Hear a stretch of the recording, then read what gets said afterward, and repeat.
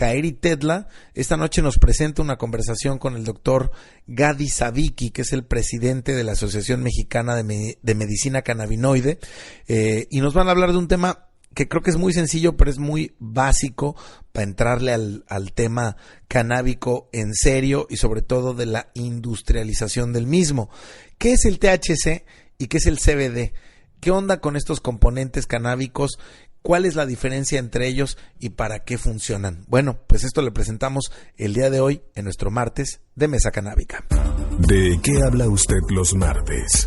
Porque nosotros, los martes, siempre hablamos de marihuana, cultura, normalización y todo acerca de la planta que está cambiando al mundo.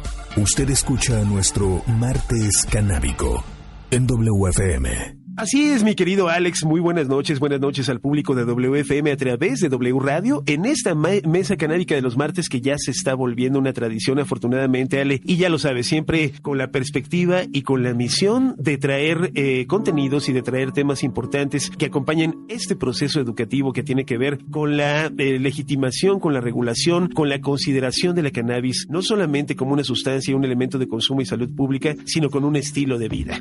Y justamente para derivar todas las dudas que tengamos acerca de todo lo que la cannabis nos ofrece, esta maravillosa planta nos ofrece, tenemos hoy en cabina a Gadi Savicki. Gadi Savicki se formó como médico cirujano, psiquiatra y a la postre como súper especialista en adictología en la Universidad Nacional Autónoma de México y en el Instituto Nacional de Psiquiatría Ramón de la Fuente. En este último fundó la Clínica de Investigaciones Relacionadas con Sustancias, misma que dirigió hasta el año 2006, y hoy en día pues está justamente trayendo su expertise a todos estos terrenos, siendo de momento presidente de la Asociación Mexicana de Medicina Cannabinoide, AC, y laborando en su práctica privada con atención psiquiátrica, adictológica y canábica individual y grupalmente. Yo quisiera empezar por agradecer la invitación a este espacio que me parece muy importante para estar en contacto pues con tantos oídos, con toda la banda, ¿no? Importante que la gente tenga una fuente de información más o menos creíble y respaldada, ¿no? Por evidencia científica. Y pues sí, efectivamente estamos ahorita en un punto de inflexión en la historia, pues tanto de nuestro país como en el mundo, ¿no? Estamos viviendo un cambio de era realmente en la humanidad, y uno de los signos de este cambio tiene que ver con la apertura y la gran revolución verde canábica que estamos viviendo en México y en todo el mundo. Y bueno, en México tenemos una fila, en primera fila, digamos, como espectadores. En primer lugar, porque nos hemos vuelto la trinchera número uno de esta famosa y horrible guerra contra las drogas y contra la marihuana. Y bueno, México tiene también la característica, o las características que lo hacen potencialmente uno de los productores y de los centros de distribución y de investigación número uno del mundo. Tenemos el clima idóneo, condiciones de suelo, los ciclos del sol nos favorecen mucho. Tenemos realmente cómo entrar a una competencia, digamos, leal, justa y abierta con las potencias del mundo que ya están bien entradas en esta industria, ¿no?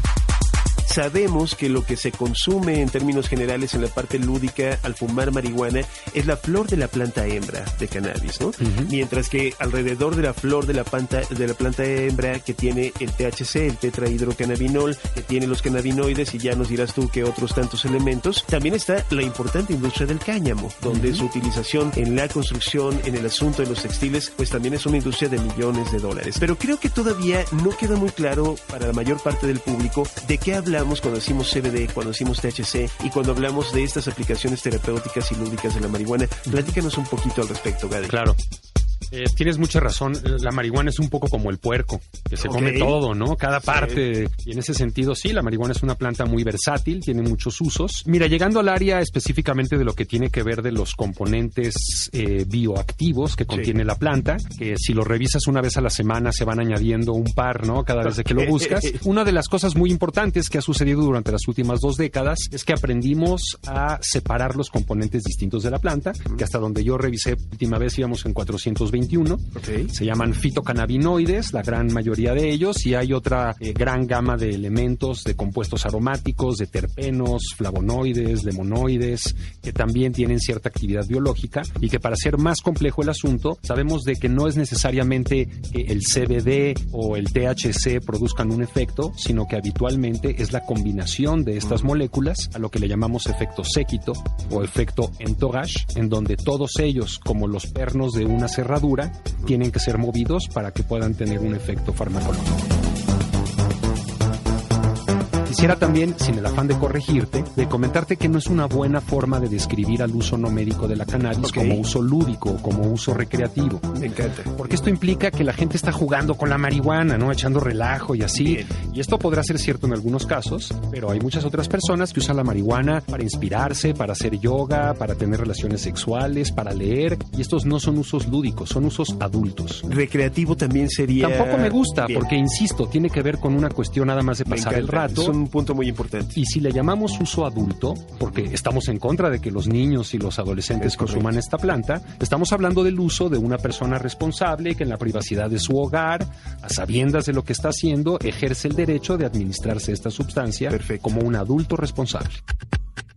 Probablemente la joya de la corona sea el cannabidiol, que normalmente se le conoce como CBD, y es un elemento que proviene del aceite de la planta del cáñamo indio, de la cannabis sativa, que significa el cáñamo que se siembra literalmente. Una de las variedades a la que normalmente se le llama hemp y que no contiene una cantidad importante de THC, se ha visto que algunas de estas especies, de estas líneas genéticas, contienen una proporción alta de este CBD y se puede obtener un aceite de la planta y se puede manipular en un laboratorio para que tenga los componentes que necesitamos. Existen una innumerable cantidad de formas de administrar a un ser humano este tipo de compuestos, empezando pues por el consumo de pirólisis pulmonar, le llamamos, en otras palabras, fumándola, Claro. que sigue siendo un uso legítimo, tiene algunos efectos colaterales y algunos efectos negativos a largo plazo, pero van a haber personas, van a haber pacientes que quieran medicarse con la cannabis a través de fumarla en un joint, ¿no? ¿Este método permite una buena dosificación en el uso terapéutico y médico de la cannabis al fumarla como tal? Mira, la vida enseña y habitualmente el chavo o la mujer que tenía artritis y que evolucionó mucho tiempo, en algún momento sí llegó a conocer cuáles eran las semillas, cuál era más o menos la manera de prepararla y cómo era la manera de consumirla para obtener el efecto terapéutico que estaba buscando, ¿no? Correcto.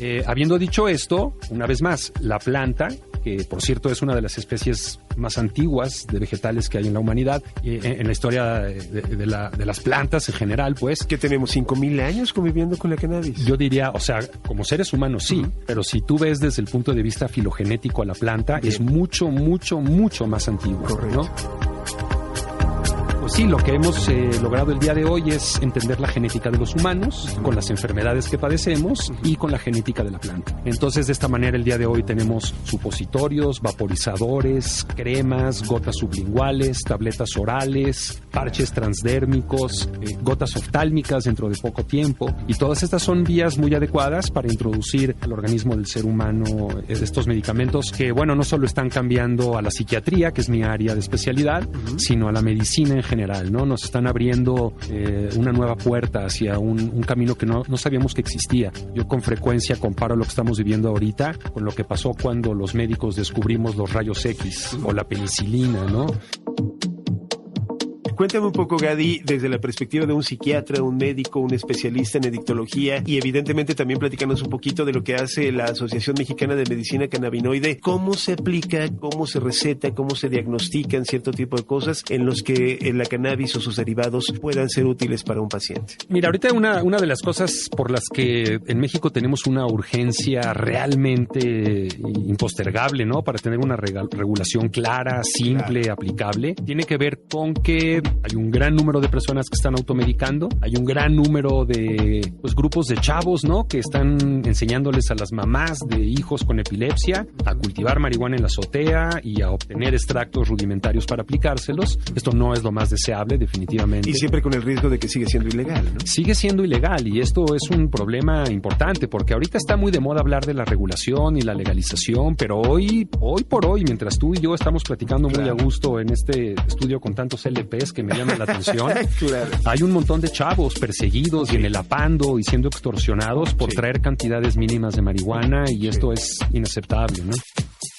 Voy a tratar de no ponerme demasiado político porque no es el tema, no viene por allí. Creo que sí, efectivamente este gobierno tiene cuando menos una actitud muy distinta a la que nos precedía. Yo te lo digo con un poco de recelo porque llevo 25 años dedicándome a esto y ahora veo pues con un poco de suspicacia a todos los que llevan años y años en el poder diciendo que la marihuana es un veneno y ahora quieren volverse dealers, ¿no? Sí, claro. Entonces sí hay ahí una cuestión importante que hay que comentar, ¿no? De cómo la sociedad y el pueblo sabio va tomar decisiones. Te sorprenderías quizás si te dijera que incluso en la Ciudad de México, que es un baluarte de libertad, sí, ¿no? De matrimonios homosexuales, sí, y todo lo que tú me digas, de aborto, todavía la opinión pública, si te paras afuera de un metro y le preguntas a los usuarios, no hay una mayoría que apoya el uso de la marihuana para usos no médicos. Okay. Para usos médicos, sí, más del 80% de los capitalinos están de acuerdo.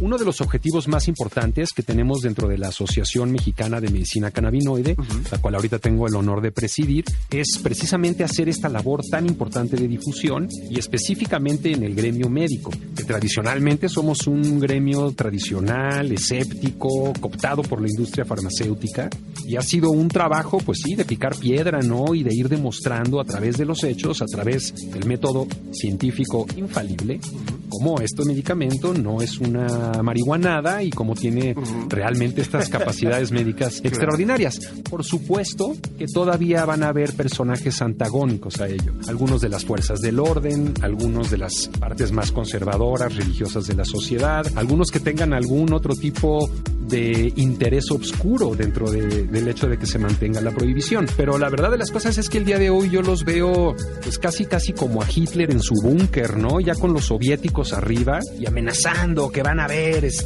yo los voy a destruir a todos. La verdad es de que a mí me parece ya el día de hoy que un médico que diga que todo esto es anecdótico y que son puras ideas extravagantes y no puede ver la utilidad de la cannabis en sus pacientes, probablemente necesite lentes nuevos.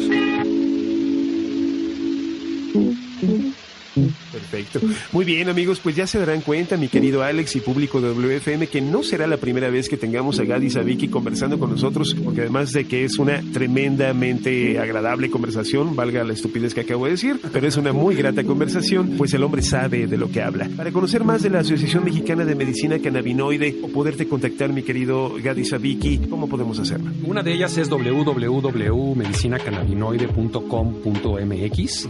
Y ahí tenemos personas que están encargadas del teléfono. Estamos tratando de buscar la suficiente conciencia social para tratar de ofrecer el tratamiento a personas de bajos recursos, porque no queremos una medicina de ricos para gente rica y una de pobres para gente pobre, ¿no? Y creemos de que esto es algo tan importante que tiene que estar al acceso de toda la población, incluso en el cuadro básico de medicamentos, ¿no? A ver en qué momento en el IMSS ya empieza a haber cannabidiol y pues sí, en esas estamos, efectivamente. Me encanta. Gadi, muchísimas gracias por tu tiempo y tu presencia en este espacio para WFM. Gracias a ustedes y qué bueno que sigue la mata dando. Exacto, así es, mi Alex. Pues bueno, ya en futuros programas de esta mesa cannabinoide estaremos platicando de todo lo que hoy conversamos con Gadi y de más cosas nuevas que vendrán, porque como ya lo sabemos, estamos en el ajo, estamos en la coyuntura y estamos con la misión siempre de acompañar este importantísimo proceso educativo a los temas de regulación, legalización y normalización de la marihuana en una sociedad mexicana que básicamente durante los últimos años pues ha navegado a través de los prejuicios y de los miedos en muchos momentos injustificados. Yo soy Kairi Tedla y nos estamos escuchando por aquí, mi Alex, en la mesa canábica de los martes en WFM.